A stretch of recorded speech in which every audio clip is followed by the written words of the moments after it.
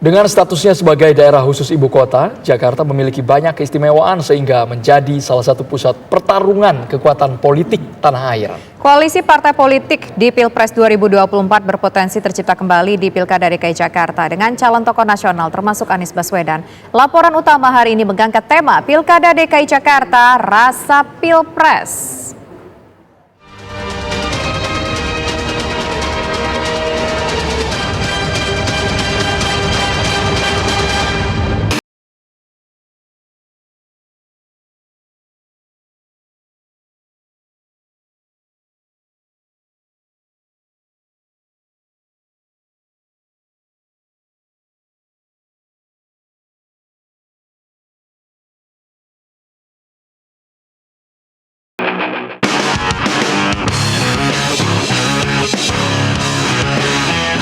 Daerah khusus ibu kota Jakarta.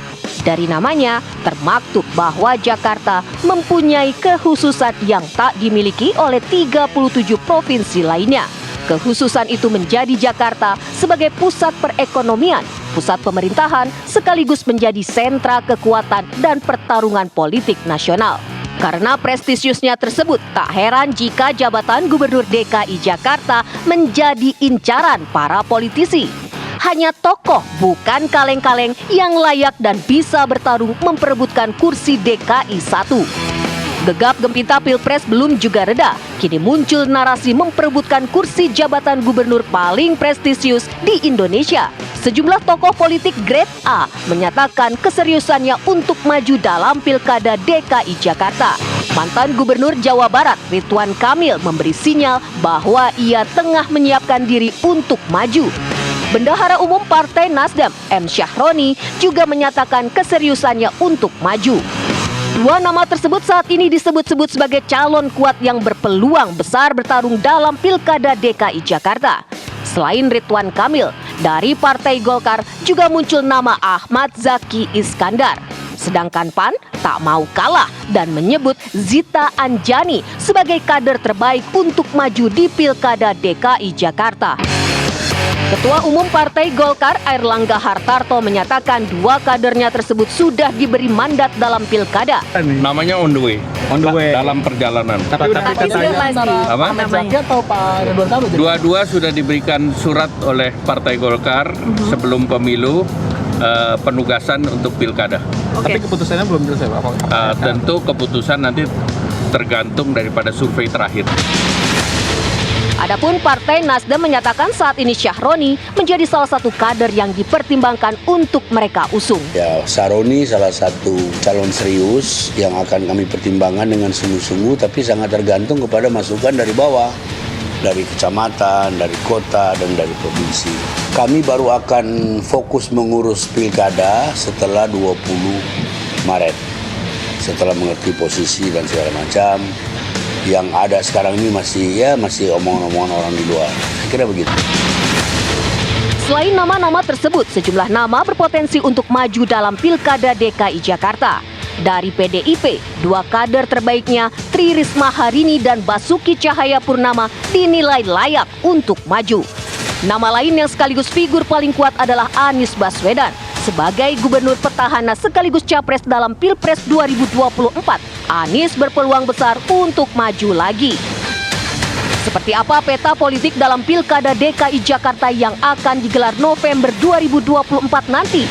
Pakar politik Indo Strategik Ahmad Khairul Umam memprediksi koalisi Pilpres 2024 akan membayangi koalisi dalam Pilkada DKI Jakarta. Bagaimana kemudian bangunan chemistry, bangunan komunikasi politik yang terjalin selama Pilpres 2024 ini tampaknya memang membuka ruang bagi partai-partai politik dalam koalisi Pilpres kemarin untuk kembali merumuskan kekuatan koalisi yang sama di tingkat lokal, yaitu di Pilkada DKI Jakarta.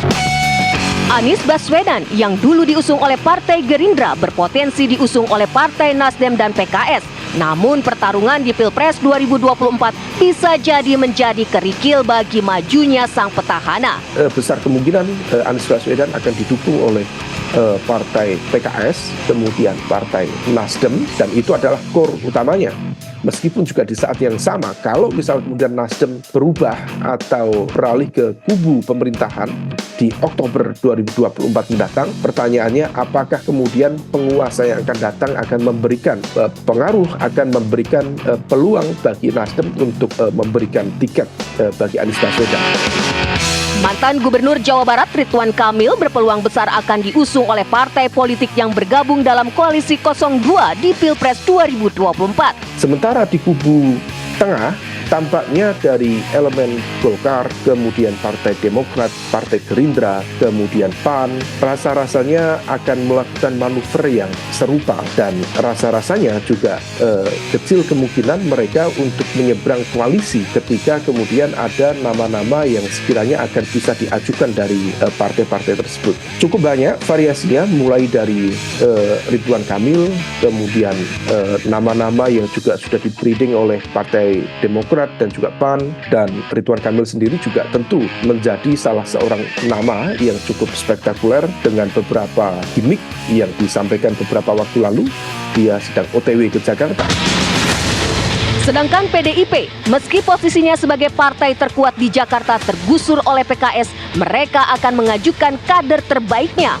Mantan wali kota Surabaya yang saat ini menjabat sebagai Menteri Sosial Tri Risma hari ini berpeluang diusung oleh Megawati. Tentu dengan tetap memiliki infrastruktur pemenangan yang tidak bisa dipandang sebelah mata, PDIP tentu berpeluang untuk mengajukan nama yang sekiranya juga bisa dijual dalam tanda kutip kepada rakyat dan juga kepada partai-partai politik untuk memberikan dukungannya. Salah satu nama yang tentu bisa dijual salah satunya adalah Tri Risma hari ini, yang juga memiliki pengalaman cukup baik di pemerintahan Surabaya dan kemudian saat ini berada di posisi Menteri Sosial. Sedangkan Basuki Cahayapurnama atau Ahok, meski berpeluang maju lagi, namun peluangnya lebih kecil. Kontroversi dan sentimen yang melekat pada Ahok dinilainya sebagai penghalang. Siapa saja yang akan maju dalam Pilkada DKI Jakarta? Dan seperti apa peta politik dalam memperebutkan kursi DKI 1?